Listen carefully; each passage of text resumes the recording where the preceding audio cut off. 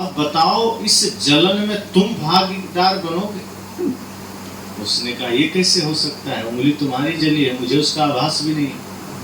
उंगली तुम्हारी जली है, मुझे क्या फर्क पड़ेगा? कहा जब एक साधारण सी बात, मेरी उंगली जल गई है, उसका दर्द तुम्हें नहीं है, तुम इस दर्द को नहीं बांट सकते, तो तुम्हारा किया गया पाप कर्म हम कैसे बांट सकते? दिमाग चकरा गया, उसे लगा कि मेरे पैरों तले तो जमीन खिसक गई। उसे लगा कि ऋषियों ने सही कहा था कि दुनिया में किसी भी पाप कर्म में कोई भागीदार नहीं होता। ये मत सोच लेना कि कोई पाप कर्म करोगे तो कोई साथ दे देगा, कोई भगवान भी साथ नहीं देते। अगर हमने कोई पाप कर्म किया है, हमने कुछ भी अनीति कर्म किया है, हमने कुछ भी गलत कर्म किया है, तो साक्षात परमात्मा भी आपका साथ नहीं दे सकते, और ना तो वो दुख देते हैं, ना सुख में सहभागी बनते हैं। आप सबने सुना होगा कि जब लक्ष्मण जी चर्चा कर रहे थे कि भैया राम को कैकेयी के वजह से वनवास झेलना पड़ा, मंथरा की वजह से वनवास झेलना पड़ा, पिताजी के वजह से वनवास झेलना पड़ा, राम जी ने रोकते हुए क्या कहा, लक्ष्मण गलत कह रहे हो, कोई किसी के लिए दुख नहीं दे सकता, कोई किसी को सुख नहीं दे सकता। राम जी ने क्या कहा, काहुन को सुख दुख कर दाता, निज कृत कर्म भोग सुन भ्राता। कहा लक्ष्मण कोई किसी को सुख दुख नहीं दे सकता, हम अपने ही किए गए कर्मों के द्वारा सुख और दुख पाते हैं। अगर हम अच्छा कर्म करेंगे तो हमें सुख मिलेगा, कोई रोक नहीं सकता, और अगर हमने पाप कर्म किया है उसका फल मिलेगा, कोई रोक नहीं सकता। सप्त ऋषियों ने जो कहा वो उसके जीवन में सत्य हो गया रत्नाकर के, और वो वहां से निराश होकर लौटा, सिर झुका हुआ है, आंखें झुकी हुई है, चेहरे पर मायूसी है। वो गया, सप्तऋषियों का रस्सी खोलता है और चरण में गिर पड़ा, रोने लगा। कहा गुरुजी क्षमा करना, मैंने गलती पर गलती किया, और सबसे बड़ी गलती आपको मैंने पेड़ में बांध दिया। कहा क्या हुआ? सप्तऋषियों ने कहा तुम तो घर गए थे पूछने, क्या हुआ? कहा आपने ठीक कहा था, हम जो कुछ भी पाप का कर्म कर रहे हैं कोई भागीदार नहीं, मैं कर रहा हूं, इसका फल मुझे ही मिलेगा, दूसरा कोई नहीं बांट सकता। और आपने ठीक कहा था, इसलिए मुझे अपने कर्म सुधारने हैं, मुझे अपना जीवन बदलना है, क्योंकि अगर मृत्यु आ जाएगी तो उसका मौका भी नहीं मिलेगा। हम दुनिया भर का पाप किए चले जा रहे हैं, दुनिया भर का संसार बटोरते चले जा रहे हैं, पर जब अंतिम घड़ी आती है तो पता चलता है वो काम किया ही नहीं जो हमारे साथ जा सकता था, हमने वही किया है जो यहीं रह जाता। आप सोचिए कि आप सब भी सोचिए हम क्या कर रहे हैं। आप अपने अपने कार्यों को जरा आंख बंद करके सोचना घर जाकर कि हम आज तक क्या काम किए, और ऐसा कौन सा काम है जो मेरे साथ जाएगा। शरीर साथ जाएगा नहीं, परिवार साथ जाएगा नहीं, धन साथ जाएगा नहीं, जमीन साथ जाएगी नहीं, तो साथ क्या जाएगा। संतों ने कहा संग चले सोई धन है, संतो छूट जाए सोई माया।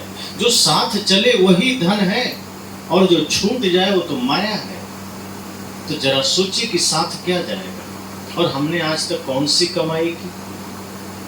हम शरीर की व्यवस्था तो करते हैं, शरीर के लिए बहुत परिश्रम करते हैं, करना भी चाहिए। शरीर है, शरीर को हमें स्वस्थ रखना है, भोजन देना है, बढ़िया घर दीजिए, शरीर को बढ़िया कपड़े दीजिए, बढ़िया घर दीजिए, बढ़िया गाड़ी दीजिए। लेकिन याद रखिए यह शरीर मेरा घर है, मैं शरीर नहीं हूँ, और जो घर है उसका त्याग कभी भी करना पड़ सकता है।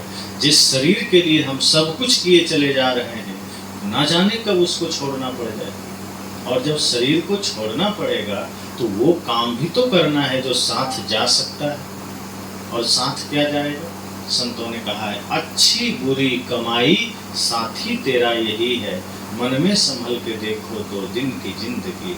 साथ में क्या जाता है? रावण ने जो काम किया वो भी अमर हो गया, तो उसका पाप कमाई साथ में गए। राम जी ने अच्छे काम किए तो उनकी अच्छी कमाई साथ में गई। अभी वर्तमान में देखिए लादेन के साथ क्या गया, बहुत पढ़ा लिखा इंजीनियर आदमी, लेकिन माइंड में क्या था? पाप। माइंड में क्या था? दुष्कर्म। उसने क्या किया? दुनिया को परेशान किया। तो उसके साथ क्या गया? कोई श्रद्धा से नाम लेता है क्या?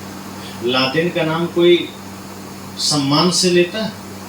लेकिन अब्दुल कलाम जी भी हुए इसी देश में, उसी जाति से, लेकिन उन्होंने क्या किया? राष्ट्र कल्याण का काम किया। उन्होंने मानवता के लिए जिया, उन्होंने देश के लिए जिया। तो उनके न रहने पर भी आज हम श्रद्धा से उनका नाम लेते हैं। मैं जब आ रहा था तो मेट्रो के पाया में कई क्रांतिकारी महापुरुषों का फोटो मैंने देखा। उसमें से अब्दुल कलाम जी का भी देखा, उधम सिंह जी का भी देखा, सुखदेव जी का भी देखा, अन्य बहुत सारे को देखा। क्यों उनका फोटो? किसी पाया में लादेन का, कसाब का, रावण का क्यों नहीं लगा? कंस का क्यों नहीं लगा? क्योंकि उसने बुरे कर्म किए हैं, उसने पाप कर्म किए हैं, उसका जीवन अनुकरणीय नहीं है। आज कोई भी माताएं अपने बच्ची का नाम मंथरा क्यों नहीं रखती? क्यों सब सीता सावित्री रखती हैं, मीराबाई रखती हैं? कोई मंथरा क्यों नहीं रखते? क्योंकि उसने कर्म गलत किया था। दुर्गा रख लेंगे, काली भी रख लेंगे, लेकिन कोई मंथरा नहीं रखना चाहता। कोई अपने पुत्र का नाम मेघनाद नहीं रखना चाहता, क्योंकि कर्म गलत थे। पुत्र का नाम राम रख लेंगे, कृष्ण रख लेंगे, श्रवण कुमार रख लेंगे। तो इसलिए जब सप्त ऋषियों ने उसे समझाया, रत्नाकर के जीवन में परिवर्तन आ गया, बदलाव आ गया कि सच में कुछ जाएगा नहीं। मैं जो पाप कर रहा हूं वो मेरे लिए नर्क बन रहा है, और जिस दिन मैं यहाँ से मरूंगा मुझे नर्क ही जाना है, और पता नहीं दोबारा ये मनुष्य शरीर मिले ना मिले। कोई ठिकाना है कि आदमी मरेगा तो फिर मनुष्य ही बनेगा? अगर हमने पाप कर्म किया है, जीवन भर पाप किया है, धर्म का कोई काम नहीं किया, तो मृत्यु के बाद ना जाने सांप सुंदर घोड़ा गधा किस में जाना हो, कीट पतिंगे में जाना हो, और कब पुनः मनुष्य शरीर मिले कोई नहीं जानता। इसलिए संतों ने कहा, सजग रहिए, ये जीवन मिला है हीरे के समान, इसे व्यर्थ में मत खो दीजिए। हम हीरे को, जैसे आपके हाथ में हीरा हो और आप किसी को कंकड़ के बदले में दे दें तो लोग आपको क्या कहेंगे? बड़ा पागल आदमी, हीरा कंकड़ के बदले दे दिया।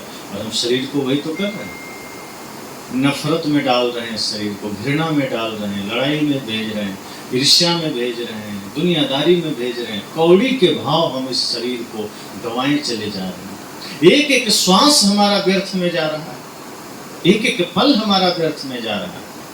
हमारी सांसें सृजन में लगनी चाहिए, परमार्थ में लगनी चाहिए। और जब इस तरह से बोध होगा तो पता चलेगा कि ये जीवन धर्म के लिए मिला है, ये जीवन पुण्य के लिए मिला है। तो रत्नाकर ने कहा, अब तुम जाग गए, अब तक तुम बेहोश थे, अब तक तुम मूर्छा में थे, अब तक तुम इसी को जीवन समझ रहे थे कि बस लूट मार करके कितना संपत्ति इकट्ठा कर लें। ईमानदारी से तुम करोड़ों कमा लो, लेकिन हमेशा याद रखना कि राजा हो या रंक जाना सबको है, साधु हो या गृहस्थ जाना सबको है। ये शरीर सबका मिटेगा, आज या कल कोई संभाल के नहीं रख पाया।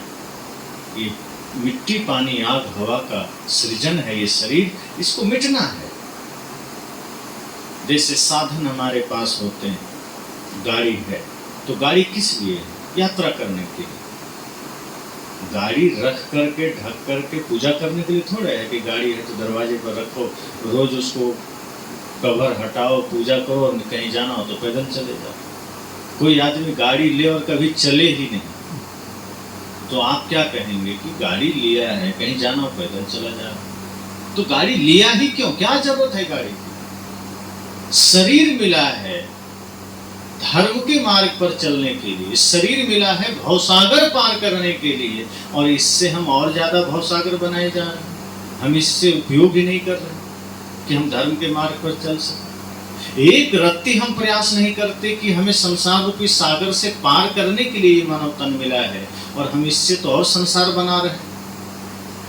तो रत्नाकर के जीवन में परिवर्तन आ गया, और ये सब करने में कितना देर लगा? मुझे लगता है आधे से घंटा लगा होगा। वो भी सत्संग था, ऐसा नहीं वो सत्संग नहीं था, उसमें कोई पंडाल नहीं लगा था, कोई टेंट नहीं लगा था। 2 व्यक्ति के बीच सत्संग हो गया। सप्तऋषि 7 लोग थे, एक वो आदमी था। मान लो एक संत और एक गृहस्थ के बीच कितना बड़ा आतताई था, कितना बड़ा धर्मी था, लेकिन 1 घंटे के सत्संग में उसके जीवन में बदलाव आ गया। समझ गया कि जीवन क्या है, वो समझ गया कि जिस मार्ग पर हम जा रहे हैं ये हिंसा का मार्ग है। और यही सेम कहानी अंगुलीमाल और भगवान बुद्ध के बीच हुई। अंगुलीमाल ने क्या कहा? रुक जाओ, ठहर जाओ। बुद्ध चलते रहे, ठहरे नहीं। अंगुलीमाल कूद करके सामने आया, विकराल रूप, हाथ में तलवार। कहा तुमने सुना नहीं मैंने कहा ठहर जाओ? तब भगवान बुद्ध खड़े हुए और क्या कहते हैं कि मैं तो ठहर गया, तुम कब ठहरो?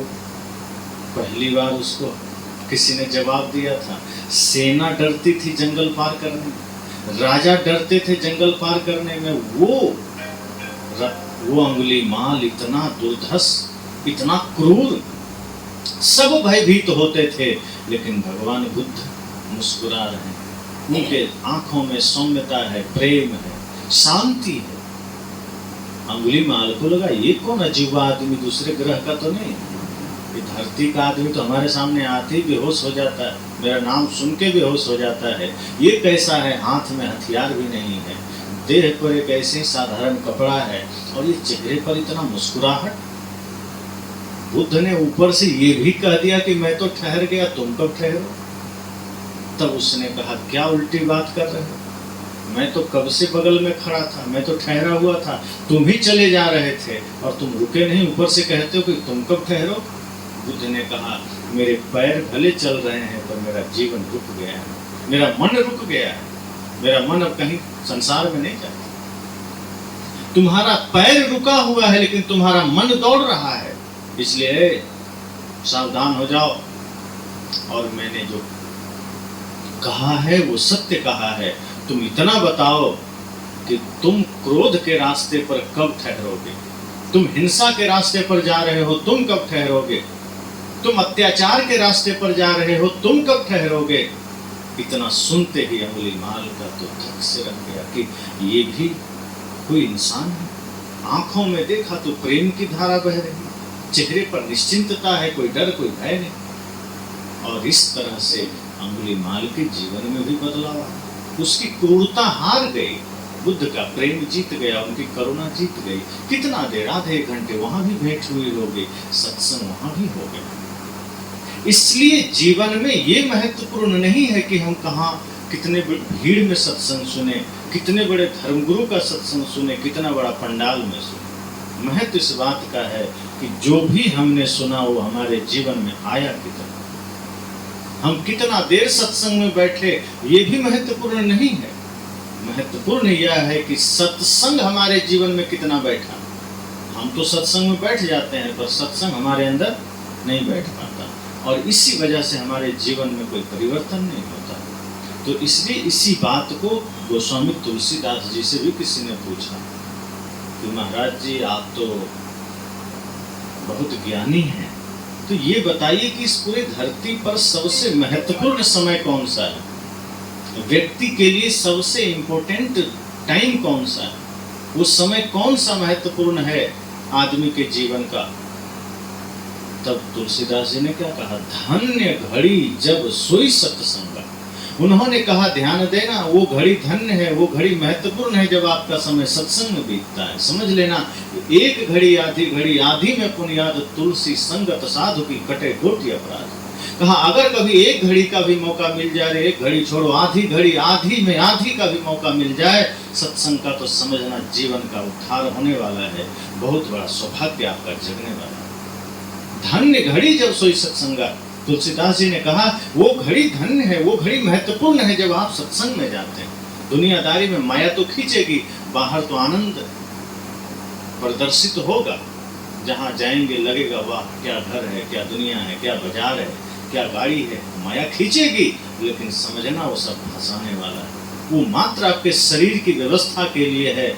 जिस दिन इतना बोध हो जाएगा कि बाहर का सारा पसारा शरीर की व्यवस्था के लिए, और शरीर एक दिन नहीं रहेगा, तो जो नहीं रहेगा उसकी सारी व्यवस्थाएं हम ऐसा क्यों बना लें कि लगे कि साथ जाएगा। हमारी तैयारी तो ऐसी होती है कि हम सदा यहाँ से कहीं जाएंगे ही नहीं, हम यहीं रहेंगे। साहब कहते हैं बढ़िया भोजन करिए, बढ़िया कपड़े लीजिए, मैंने पहले ही कहा, बढ़िया घर लीजिए, सब बढ़िया रखिए, लेकिन ये ध्यान रखिए कि हमें धर्म भी जीवन में धारण करना। और धर्म क्या है? धर्म है इंसानियत, धर्म है मानवता, धर्म है सत्य। तुलसीदास जी ने कहा भी है कि धर्म न दूसरा सत्य समान। सत्य के समान कोई दूसरा धर्म नहीं। परम धर्म श्रुति विदित अहिंसा, अहिंसा से श्रेष्ठ कोई धर्म नहीं।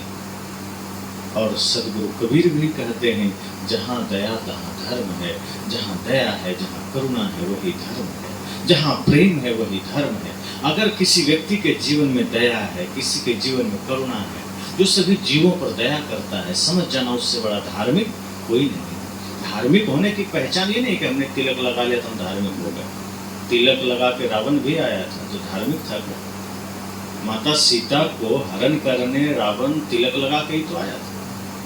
दाढ़ी बढ़ा लिया था, तिलक लगा लिया, कपड़ा ओढ़ लिया, बढ़िया त्रिशूल हाथ में ले लिया, लगता था कितना बड़ा साधु। लेकिन संत कहते हैं, तिलक लगाने से, त्रिशूल रखने से साधु नहीं हो गया। तो साधु कैसे होगा?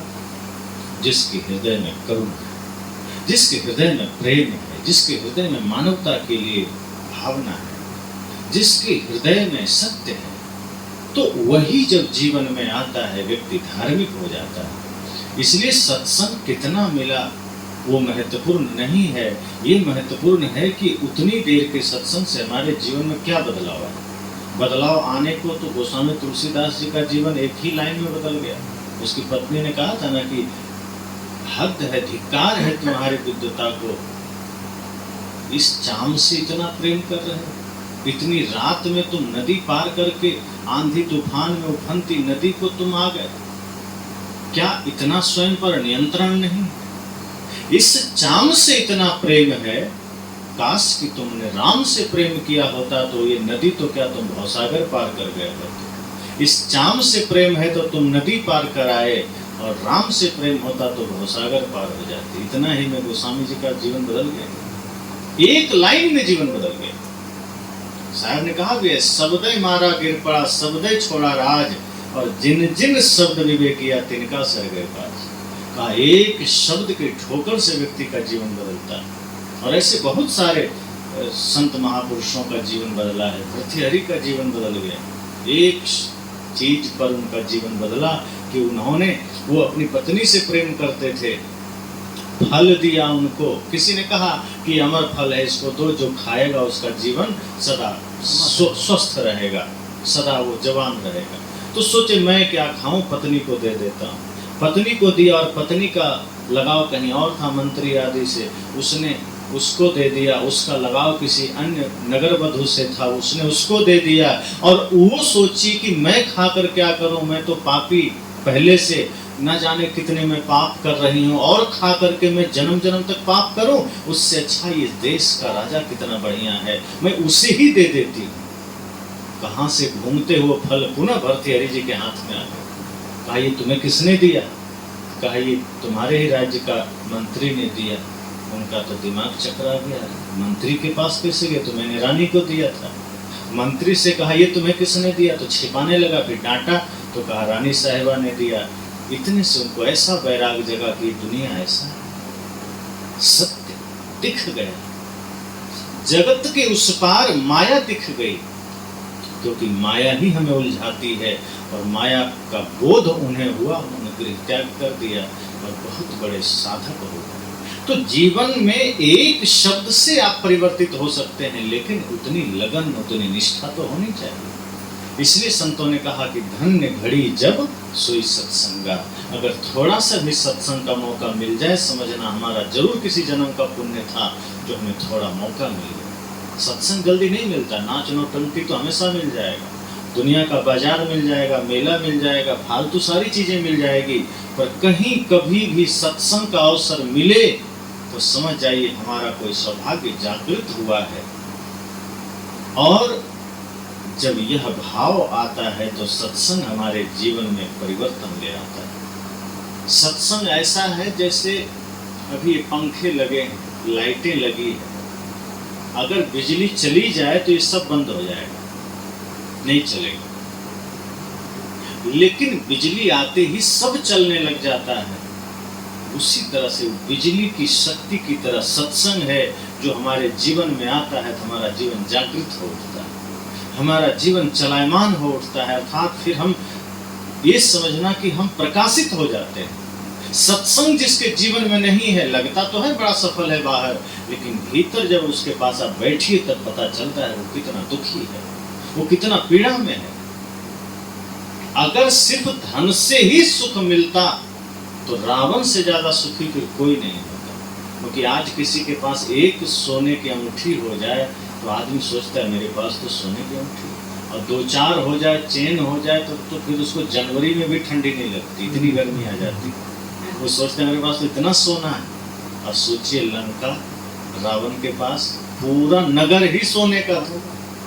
कल्पना भी नहीं कर सकते कितना धनी रहा होगा। कुबेर को तो उसने बंदी बना के अपने घर में रखा था, जो सारा धन का खजाना रखता था। इतना बड़ा रावण, लेकिन सुख था क्या उसके? दिन रात पीड़ा में था, भय में था, अवसाद में था। लेकिन माता सबरी के पास क्या था? टूटी हुई झोपड़ी या शरीर पर फटी हुई साड़ी। और सबसे ज्यादा आनंद में माता सबरी थी। इसका मतलब धन अगर सुख का कारण होता तो माता सबरी को तो सबसे ज्यादा दुखी होना चाहिए, रावण को सबसे ज्यादा सुखी होना चाहिए। मामला उल्टा था। माता सबरी सबसे ज्यादा सुखी है, रावण सबसे ज्यादा दुखी है। मतलब हमारे सुख का संबंध धन से तो नहीं है, धन का संबंध व्यवस्थाओं से है। कि धन है तो आप बढ़िया व्यवस्था कर लीजिए, धन है तो बढ़िया घर बना लीजिए, ठीक है। पर ये कोई सोचता है कि धन नहीं है इसलिए हम दुखी हैं, संतों ने कहा ये गलत बात है। धन होने से ही अगर सुखी होते तो आप मेडिकल स्टोर पर जाइए और पता करिए। आप सब भी कभी पता करिएगा मेडिकल स्टोर पर, दुकानदार से, मेडिकल वाले से पूछिएगा कि आपके यहाँ नींद की गोलियां सबसे ज्यादा कौन खरीदता है, तो पता चल जाएगा सबसे ज्यादा धनपति खरीदते हैं, किसान उसान नहीं खरीदते। वो जो जिनके पास धन है, जिनके पास खजाना है, उन्हें ही नींद नहीं आती। धन है लेकिन नींद नहीं आ रही। तो धन का संबंध आपके सुख से नहीं है, आपकी सुविधाओं से है। धन आपको सुविधा देता है, सुख नहीं देता है, शांति नहीं देता है। शांति सत्संग से आता है, शांति धर्म से आता है, अध्यात्म से आता है। वही माता सबरी के जीवन में और वही विदुर जी के भी जीवन में। विदुर जी के जीवन में ज्ञान है, भक्ति है, श्रद्धा। और दुर्योधन के जीवन में क्या है? अहंकार है, छल है, कपट है। तो भगवान कृष्ण उसका भोजन खाए नहीं। अरे कृष्ण जाते हैं, दुर्योधन ने कहा आइए हमारे घर भोजन कर लीजिए। कृष्ण कहते हैं तुम्हारा भोजन और मैं? बिल्कुल। कहा 56 प्रकार के व्यंजन बनाए हैं, आइए खा लीजिए। श्री कृष्ण ने कहा बिल्कुल नहीं, भोजन हम नहीं ले सकते तुम्हारा। कहा क्यों? कहा भोजन लेने के लिए सबसे पहले तो विनम्रता, श्रद्धा जहां हो वहां लिया जाता, और उसके अलावा भी 3 शर्तें हैं। कहा अगर भोजन कोई किसी का 3 अर्थ में ले सकता है, या कोई वस्तु कोई दे तो 3 अर्थ होता है, 3 प्रयोजन, 3 शर्त होती है। कहा क्या? कहा या तो भाव है, प्रेम। अगर किसी को बढ़िया लगाव है, प्रेम है, मित्रता है, तो वो कह दे कि भैया आज मेरे यहाँ भोजन करना, तो प्रेम बस चला जाएगा, ठीक है तुम्हारे भोजन करो। कहा या फिर अभाव, अर्थात वो गरीब है, दरिद्र है, भिखारी है, और किसी ने कह दिया कि चलो आज हम तुम्हें भोजन कराएंगे, तब वो जाके कर लेगा, क्योंकि वो गरीब है बेचारा, भिखारी है। और तीसरा या तो प्रभाव, या तो वो आदमी इतना दबंग और शक्तिशाली है कि जिसको जो कह दे उसको डर से मानना पड़ जाए। तो दुर्योधन ये बताओ कि प्रेम तो तुम्हारे हमारे बीच है नहीं, मित्र तो तुम हमारा हो नहीं। अब पहली शर्त तो हट गई कि प्रेम के नाते मैं तुम्हारा भोजन कर सकता था, पर प्रेम है नहीं। दूसरी शर्त है अभाव, अर्थात गरीबी, दरिद्रता। तो तुमसे ज्यादा सामर्थ्य मेरे पास है, धन में तो हम तुमसे भी आगे हैं सामर्थ्य, तो भी तुम्हारा भोजन हम क्यों स्वीकार करें। और तीसरी बात है शक्ति संपन्न और सामर्थ्य, तो उसमें तो तुम जीरो हो मेरे सामने, तो भी मैं तुम्हारा भोजन कैसे स्वीकार करूं। दुर्योधन को बड़ा झटका लगा। अबे कहाँ खाओगे? जा रहे हैं विदुर जी के। सबते ऊंची प्रेम सगाई। कहा प्रेम सबसे ऊंचा है, तुम्हारे भोजन में अहंकार की गंध आ रही है, श्रद्धा नहीं है, समर्पण नहीं है, तुम्हारे भोजन में अहंकार है। विदुर जी के घर में प्रेम है, श्रद्धा है, भक्ति है। और जिस भोजन में श्रद्धा हो, जिस भोजन में समर्पण हो, जिस भोजन में भक्ति हो, अमृत से भी ज्यादा स्वादिष्ट हो जाता है। इसलिए संतों ने कहा कि जीवन में आपके क्या महत्वपूर्ण है, आप अगर समझ गए, अगर आप जान गए, तो इतना समझिए कि जीवन जीना सरल हो जाएगा। बाहर जो कुछ भी है वो सुविधा के लिए, लेकिन सुख और शांति का संबंध आपका धन से नहीं है। अगर ये सोचे कोई कि आज हम गरीब हैं इसलिए दुखी हैं, धन होगा तो सुखी हो जाएंगे, संत कहते हैं आप उतना ज्यादा दुखी हो जाएंगे, क्योंकि धन बढ़ेगा तो तृष्णा बढ़ेगी, बेचैनी बढ़ेगी, समस्या बढ़ेगी, क्योंकि उसके लिए विवेक भी तो होना चाहिए। धन आदमी के भीतर मद पैदा कर देता है, धन व्यक्ति के मन को चंचल बना देता है। लक्ष्मी को चंचला कहा है, लक्ष्मी जहाँ जाती है व्यक्ति चंचल हो जाता है, और अगर गलत तरीके से धन आया तो व्यक्ति को उसी गलत मार्ग पर ले जाता है। इसलिए संतों ने, पहले ऋषि मुनियों ने विधान बनाया था कि जो आप कमाई करते हो उसका 10वां अंश धर्म में लगा देना, ताकि आपका धन शुद्ध रहे, ताकि आपका मन शुद्ध रहे। इसलिए संतों ने कहा कि आपके जीवन में आपके सुख का आधार ये सत्संग है, धर्म है। और जो क्षण, जो समय सत्संग में बीतता है, उससे ज्यादा महत्वपूर्ण धरती पर कोई समय नहीं। आप बाहर कितना क्या कर रहे हैं वो सब एक अर्थ में ठीक है, करिए। पिता है तो पिता का फर्ज निभाइए, बच्चे को बढ़िया संस्कार दीजिए, वो भी जिम्मेदारी है। आप एक माँ हैं तो माँ होने का फर्ज निभाइए। आप अगर बड़े भाई हैं तो बड़े भाई छोटे भाई के लिए राम के जैसा फर्ज निभाइए। अगर आप पत्नी हैं तो पति के लिए अपना फर्ज निभाइए। अगर आप पुत्र हैं तो पिता के लिए अपना फर्ज निभाइए। सब एक दूसरे के प्रति अपना कर्तव्य निभाइए, मूर्छा में नहीं जाना। लेकिन हम तो व्यवहारिक फर्ज भी नहीं निभा पाते, हम अध्यात्म के पथ पर क्या चलेंगे। संतों ने कहा अगर आप धर्म से कुछ सीखना चाहते तो कम से कम इतना तो जान लीजिए कि हमें घर में एक पिता के रूप में कैसे जीना है, एक भाई के रूप में कैसे जीना है, एक पुत्र के रूप में कैसे जीना है। अगर ये ज्ञान आ गया, एक मित्र के रूप में कैसे जीना है, तो आपका ये घर ही मंदिर बन जाएगा। अगर दो भाइयों में प्रेम बना रहे, पति पत्नी में प्रेम बना रहे, तो घर मंदिर नहीं होगा क्या? मंदिर ही तो। जहाँ प्रेम का निवास है, जहाँ समर्पण है, वो घर घर नहीं फिर मंदिर बन जाता है।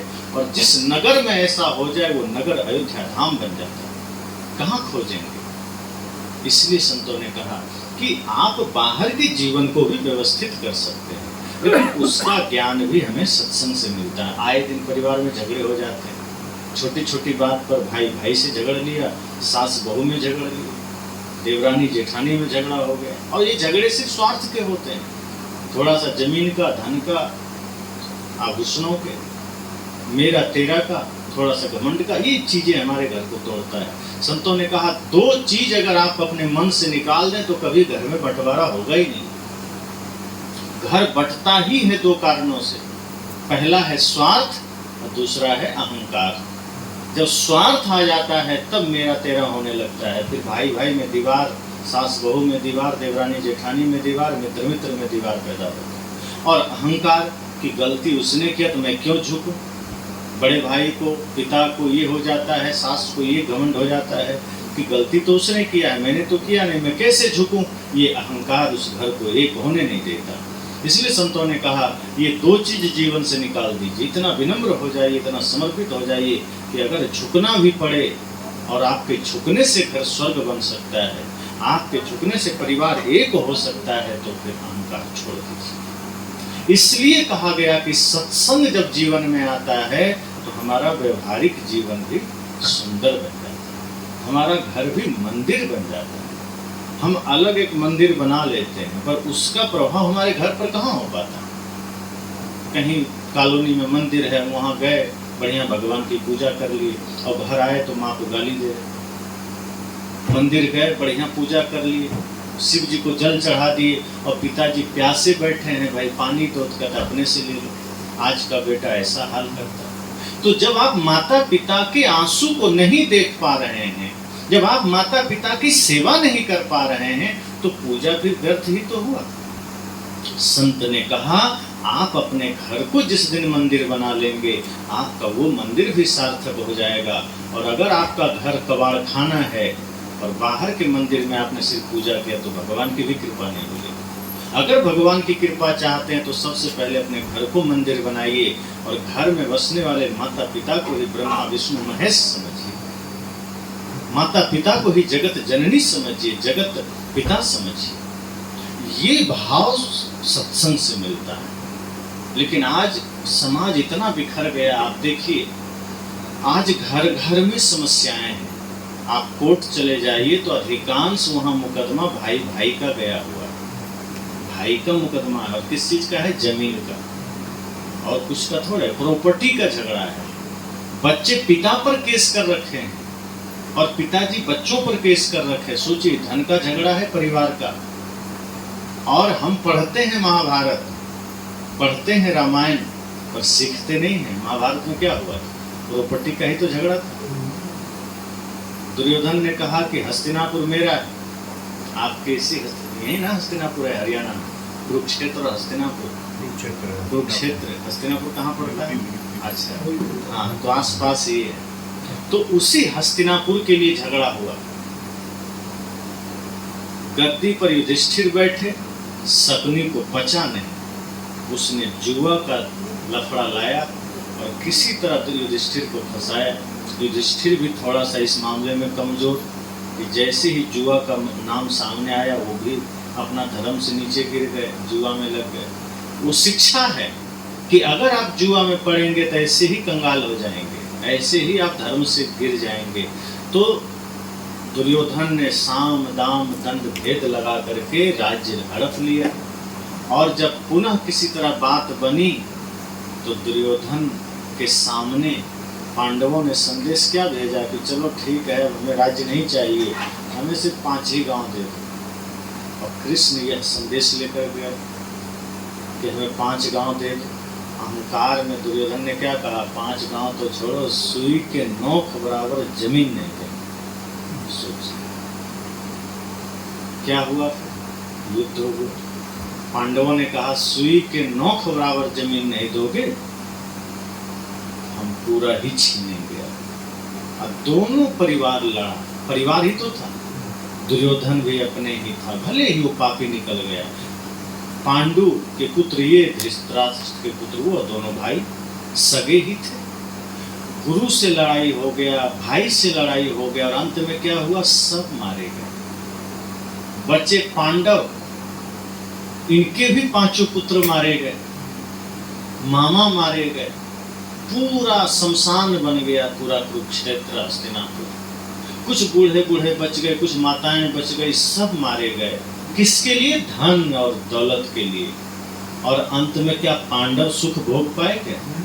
उन्हें भी लोगों ने कहा कि तुमने बड़ा पाप किया है, अपने ही भाई बंधव को मारा है, इसलिए तुम्हें हिमालय में जाके गलना पड़ेगा। और अंत में उन्हें भी हिमालय में जाके गलना पड़ा। कुछ मिला नहीं, लेकिन वही काम आज आदमी करता है, अपने घर को कुरुक्षेत्र बना लेता है। अपने ही भाई से वही लड़ाई लड़ रहा है, अपने ही माँ से लड़ाई लड़ रहा है, अपने ही पिता से लड़ाई लड़ रहा है, उसी प्रॉपर्टी के लिए जिसके लिए पांडव लड़े, पा भी लिए, लेकिन अंत में हिमालय में जाके गलना पड़ा। लेकिन वही रामायण को पढ़िए तो रामायण में है प्रॉपर्टी का झगड़ा। प्रॉपर्टी का झगड़ा आया, लेकिन राम जी ने उससे नकार दिया।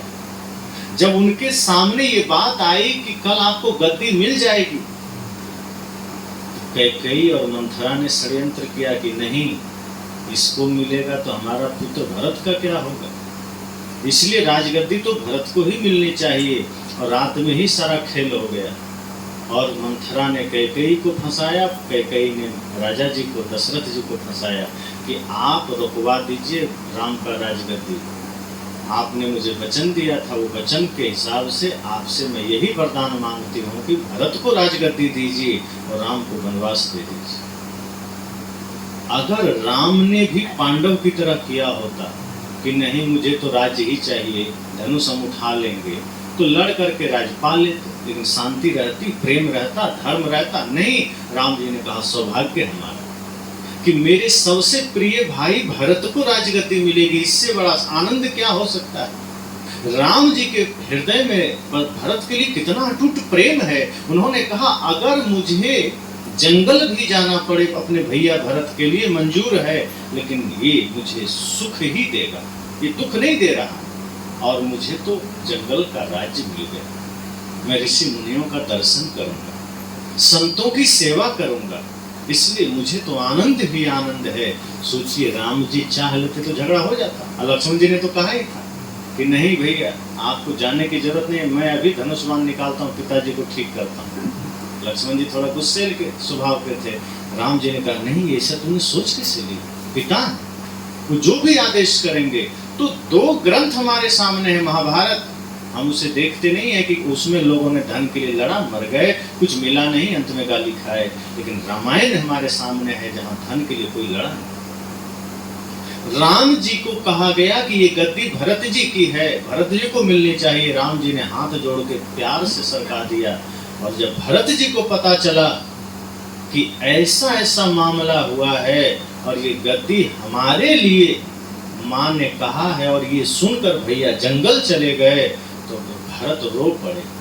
कहा मेरे प्रभु मेरे राम, मैं तो उनके चरणों का दास हूं, ये तो मेरा सौभाग्य है कि मैं भाई रूप में आया हूं तो मैं उनका दास, वो मेरे आराध्य हैं, कैसे हिम्मत कर सकता हूं उनके गद्दी को मैं स्वीकार करूं, ये मेरे से नहीं होगा, मैं तो उनके चरणों की सेवा करूंगा, और ये मुझसे नहीं होगा। माँ को डांटा, मंथरा को थप्पड़ दिया और चल पड़े राम जी को मनाने। और राम जी से क्या कहा, प्रभु मैं ही आपका हूँ, गद्दी आपका है, पूरी सृष्टि आपकी है, तो कैसे आप रूठ के चले आए। राम जी ने कहा मैं रूठ के थोड़ा आया, मुझे तो सौभाग्य है कि मेरे प्रिय भाई भरत गद्दी पर बैठे, मैं जंगल आनंद के लिए आया, पिताजी की आज्ञा के लिए आया, पिताजी का वचन झूठा ना हो जाए। सोचिए आज कोई पिता अपने सबसे प्यारे पुत्र को कह दे कि तुम्हें 5 दिन के लिए कहीं जंगल में रहना है, ना खाना मिलेगा, ना पीना मिलेगा, ना तुम्हें कपड़ा मिलेगा, सब कुछ खोल के ऐसे टाट लपेट के जाना है। वो मुझे नहीं लगता आज के समय कोई पुत्र तैयार होगा, कहेगा पिताजी दिमाग ठीक रखिए वरना हम ठीक कर देंगे, हम आज जाएंगे। और राम जी ने क्या किया, पिताजी की आज्ञा पालन के लिए 14 वर्ष के लिए हंसते हंसते चले गए। भरत जी ने मनाया, नहीं माने, लेकिन भरत जी का प्रेम कैसा, उन्होंने कहा फिर आपके गद्दी पर, आपके अधिकार पर हम कभी नहीं, इसलिए आप ना खड़ाऊं दे दीजिए, क्योंकि मैं तो आपके चरणों का दास हूं, आपकी चरण पादुका ही गद्दी पर विराजमान होगी और मैं वहीं बैठ करके राज्य चला लूंगा, क्योंकि गद्दी मेरी नहीं आपकी है, और आपने आदेश दिया है तो आपके आदेशानुसार मैं राज्य चलाऊंगा, लेकिन आपके खड़ाऊं के बल पर, आपके आधार, आपके आशीर्वाद के बल पर। झगड़ा नहीं हुआ, समस्याएं आई, बहुत सारी विपत्तियां आई, लेकिन अंत में कोई झगड़ा नहीं हुआ, कोई विवाद नहीं हुआ। इतना प्रगाढ़ प्रेम, इतना आनंद, भाइयों में इतना प्रेम, माँ के प्रति इतना समर्पण, पिता के प्रति प्रेम, और सबके बीच एक समन्वय, मित्र के बीच में प्रेम, ये उदाहरण रामायण से मिलता है। इसलिए मैंने भी कहा कि अगर हम अपने जीवन में लड़ रहे हैं, पिता पुत्र के साथ लड़ रहा है आज, ये अलग बात है कि मंदिर जा रहे हैं, अब मंदिर जा रहे हैं, कृष्ण की पूजा कर रहे हैं, राम की पूजा कर रहे हैं, भाई पर मुकदमा कर रहे हैं, पूजा कर रहे हैं, माता पिता को वृद्धाश्रम में डाल रखे, अब तो शहरों में वृद्धाश्रम बन गए, अब अपना हम दो हमारे दो का नारा लगा दिए कि हम दो अर्थात पति पत्नी और 2 अर्थात 2 बच्चे, बस हम दो हमारे दो, और माता पिता निकल जाओ, तुम्हारी कोई जरूरत नहीं। इस देश में जहाँ माता पिता को परमात्मा का दर्जा मिला, इस देश में जहाँ वेद में मातृदेवो भव पितृदेवो भव कहा गया, उस देश में इतने मंदिर है, जहाँ शिव जी का मंदिर है, दुर्गा जी का मंदिर है, राम जी का, कृष्ण जी का, हनुमान जी का, उसमें पूजा करने वाला आदमी अगर अपने माता पिता को वृद्धाश्रम भेज रहा है तो क्या कहेंगे, पुजारी हो? फिर उसका पूजा पाखंड है। असली पूजा तो ये है कि अगर राम जी के लिए कहा गया प्रातः काल उठ के रघुनाथा माता पिता गुरु नावे माता, राम जी भी इतने महान आत्मा हो करके, मर्यादा पुरुषोत्तम हो करके वो क्या कर रहे हैं? माता पिता और गुरु का चरण छूते हैं। उनके लिए माता पिता ही सर्वोपरि देव हैं। इसलिए मैंने कहा कि सत्संग हमें सकारात्मक बनाता है, सत्संग हमें सही दिशा देता है। हम व्यवहारिक जीवन कैसे जिएं, आध्यात्मिक जीवन कैसे जिएं, जीवन में शांति कैसे पाएं, इसका ज्ञान हमें सत्संग से मिलता है। इसलिए तुलसीदास जी ने कहा, धन्य घड़ी जब सोई सत्संग। वो घड़ी, वो समय, वो वक्त धन्य है जब आप सत्संग में बैठते हैं। अगर हम प्रपंच में लगा दिए, दुनियादारी में लगा दिए, संसार बटोरने में लगा दिए और हमारा समय निकल गया तो फिर हाथ में आएगा। इसलिए संतों ने कहा, तन से काम और मन से राम, कि तन से काम भी करते रहिए और मन में राम राम भी जपते रहिए, गुरु का नाम जपते रहिए, अर्थात अच्छे काम करते रहिए, सही संकल्प लेते रहिए। कोई भूखा मिल जाए, सोचिए कि मेरे जीवन में भले ही कुछ नहीं, पर अगर थोड़ा सा भी कुछ है तो एक भूखे को भोजन दे दीजिए, कोई प्यासा मिले पानी दे दीजिए, कोई लाचार मिले थोड़ा सहायता कर दीजिए। जीवन में सदा ये सोचिए कि यही धर्म है। सिर्फ मंदिर जाना धर्म नहीं है, सत्संगी होना बस धर्म नहीं है। धर्म वह है जब हमारा जीवन किसी के काम आए। कहा भी गया है, किसी के काम जो आए उसे इंसान कहते हैं, उसे इंसान कहते हैं। पराया दर्द अपनाए उसे भगवान कहते हैं, उसे भगवान कहते हैं। कहा, किसी के अगर काम आ गए तो समझो आप इंसान हो गए, और किसी का दर्द अपना बना लिए फिर तो भगवान है। इसलिए सत्संग हमारे जीवन के लिए बहुत महत्वपूर्ण है। देखिए, हमारे बाबा मथुरा से आए, मथुरा से पंजाबी बाग आए, वहाँ से नागलोई रुके और यहाँ आकर के वहाँ भी सत्संग का लाभ लिए। यहाँ भी लगन है कि भी यूट्यूब में सुनते रहे, मन बना, संपर्क हुआ, यहाँ आ गए। हमारे योगेश जी भी यूट्यूब से ही विचार का लाभ लेते रहे। आज ऐसा हम आपके बीच आ गए। इस सत्संग का ही तो प्रभाव है। जब व्यक्ति धीरे धीरे धीरे धीरे अपने सारे दोषों का त्याग करके धार्मिक हो जाता है, और धार्मिक इस अर्थ में उसके जीवन में फिर समाज सेवा का उद्देश्य जागृत हो जाता है, उसके जीवन में मानवता की सेवा का भाव जागृत हो जाता है। और हम ये ना देखें कि भजन सत्संग चलो बुढ़ापे में कर लेंगे। ये सत्संग बुढ़ापे की चीज नहीं है, ये जब से जन्म लिए होश जगे और सत्संग शुरू कर दो। और सत्संग का मतलब ये नहीं कि हमें अलग से कहीं 10 घंटे बैठना है। सत्संग का मतलब है मन पवित्र है, सत्संग हो रहा है। पवित्र मन से आप झाड़ू लगाओ तो सत्संग ही, पवित्र मन से भोजन बनाओ तो सत्संग ही, पवित्र मन से आप दुकानदारी कर रहे हैं, सत्संग ही है। निर्मल मन जन सो मोहि पावा, मोहि कपट छल छिद्र न भावा। राम तो कहते हैं जिसका मन निर्मल है, जिसका मन में कोई छल कोई कपट नहीं है, समझो मुझे पा लेगा, अर्थात तो सत्संगी हो गया। जिसके मन में कोई छल नहीं, जो घर में ही किसी की सेवा में है, कोई माँ की सेवा, कोई पिता की सेवा निश्चल भाव से कर रहा है, जिसके मन में किसी के लिए नफरत नहीं है।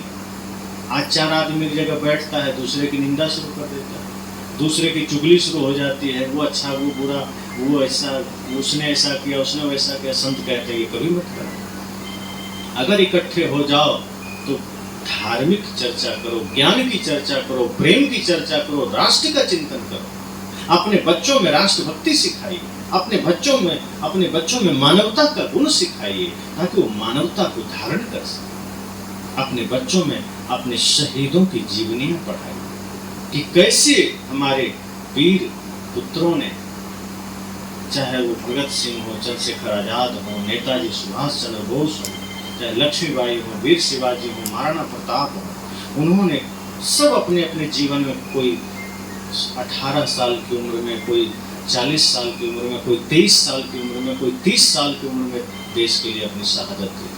वो भी चाहते तो अपना दुनियादारी इकट्ठा करके समझौता करके रह सकते थे, लेकिन नहीं, उन्होंने कहा ये जीवन सिर्फ अपने स्वार्थ के लिए नहीं मिला है, ये जीवन नफरत और घृणा के लिए नहीं मिला है, ये जीवन सिर्फ अपने लिए सब कुछ बटोरने के लिए नहीं मिला है, ये जीवन परमार्थ के लिए मिला है, ये जीवन राष्ट्र सेवा के लिए मिला है, ये जीवन माता पिता गुरु की सेवा के लिए मिला है, ये जीवन समाज उत्थान के लिए मिला है।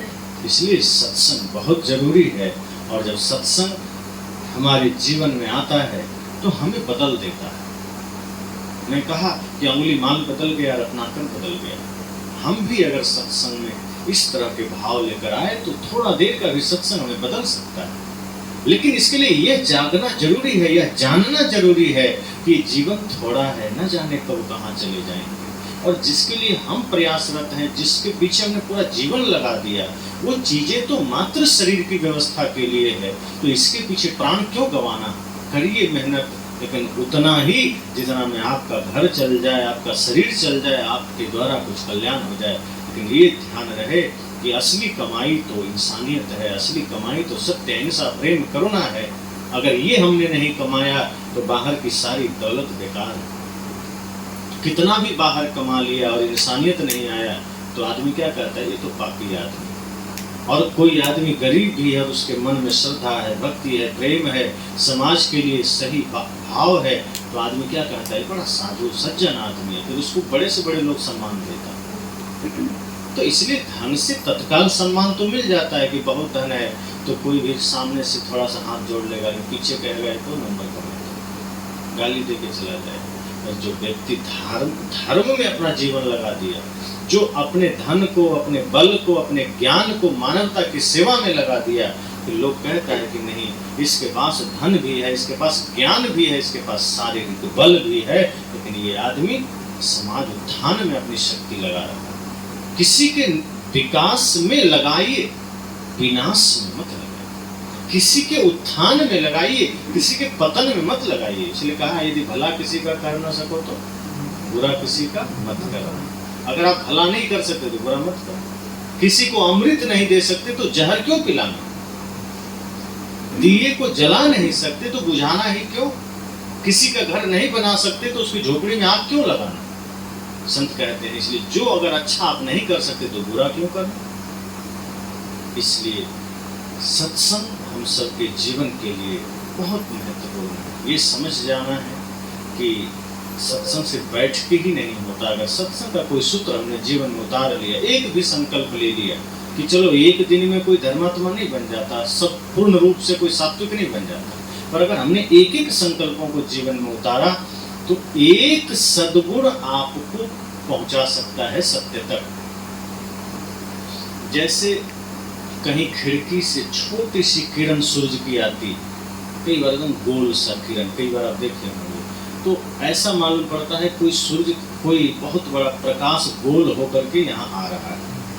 तो अगर उस प्रकाश को बंद कर दिया जाए तो सूरज दिखाई नहीं देगा, लेकिन उस किरण के सहारे आप सूरज तक जा सकते हैं, उसके सहारे आप सूरज को देख सकते हैं। इसी तरह अगर हमने एक गुण को भी जीवन में आने दिया तो वही एक गुण हमें बड़े गुण तक ले जा सकता है, बड़े धर्म तक ले जा सकता है। फिर संपूर्ण रूप से हमारे जीवन में एक सूर्य की तरह रोशनी, सूर्य की तरह ऊर्जा आ सकती है। तो एक शुरुआत तो करनी पड़ेगी।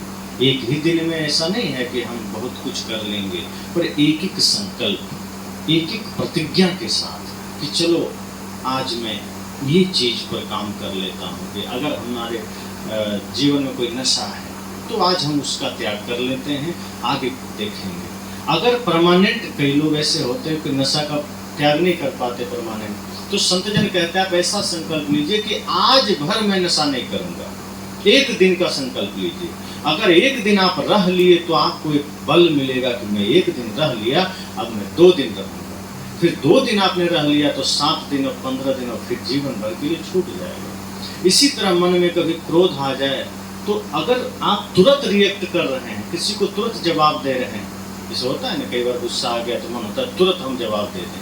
अब दे भी देता है आदमी, गाली दे दिया, झगड़ा कर दिया। संत कहते हैं अगर आप इन चीज़ों से बचना चाहते हो कि ये अच्छा नहीं है, अगर आपने तुरंत रिएक्ट किया तो वो उसको तो कम नुकसान करेगा, क्रोध खुद को नुकसान करता है। वो एक अग्नि ही तो है, वो आपके पुण्य को जला देता है। जब हम क्रोध करते हैं, जब हम किसी से घृणा करते हैं तो एक प्रकार से वो आग है, वो दूसरे को नहीं, वो आपके पुण्य को क्षय करता है, वो आपके भीतर के सद्गुण को जलाता है।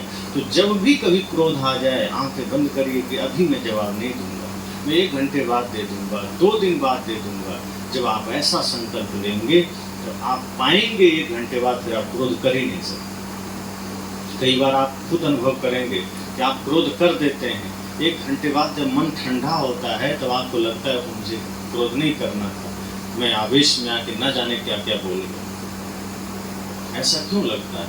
क्योंकि गलत कर्म हम उसी समय करते हैं जब हमारा स्वयं पर नियंत्रण नहीं होता, और जब स्वयं पर नियंत्रण हट जाता है तो आदमी कुछ भी गलत कर जाता है। लेकिन जैसे ही हम होश में आते हैं तब हमें लगता है कि हमसे भूल हो गई, पर अब क्या हो, अब पछताए हो तो क्या, जब चिड़िया चुग गई खेत, अब तो चिड़िया चुग गई खेत, अब पछताने से क्या हो, पहले ही चेत जाना है। इसलिए जब भी कभी ऐसा कोई अवसर आए, आप सोचिए कि नहीं, मुझे एक एक दोषों को मिटाना है, एक एक बुराई को निकालना है, और एक दिन ऐसा आएगा कि परमानेंट जीवन सद्गुण से युक्त हो जाएगा, पाप से मुक्त हो जाएगा। और यह भी ध्यान देना है कि यह जीवन हमें मिला है इसीलिए, भक्ति के लिए, मोक्ष तक जाने के लिए, परमार्थ में जीने के लिए। खेलने खाने के लिए मिलता तो जानवरों का जीवन भी वैसा ही, जानवर भी खेल लेते हैं, खा लेते हैं, पर मनुष्य का जीवन का अर्थ ही है जहाँ कल्याण हो, जहाँ मानवता की सेवा हो, जहाँ धर्म का चिंतन हो। और अगर हमने वो नहीं किया तो समझिए हम यहाँ हार रहे हैं, हम विजय नहीं हो रहे। फिर हमने शरीर को व्यर्थ कर दिया, फिर हमने ये शरीर जो हमें प्रकृति ने दिया उसको हमने कचड़े में कौड़ी के भाव गंवा दिया। इसलिए बहुत बहुत आवश्यक है कि ये जीवन को हम समझ सकें, और सत्संग के लिए हमें यह सोचना है कि अगर हमें थोड़ा भी वक्त मिला तो जीवन का बड़ा सौभाग्य है कि हमें सत्संग का वक्त मिला। और यह वक्त आज हमारे योगेश जी के श्रम और मेहनत और श्रद्धा से संभव हुआ, तो उनके लिए भी आशीर्वाद है, पूरे परिवार के लिए आशीर्वाद है।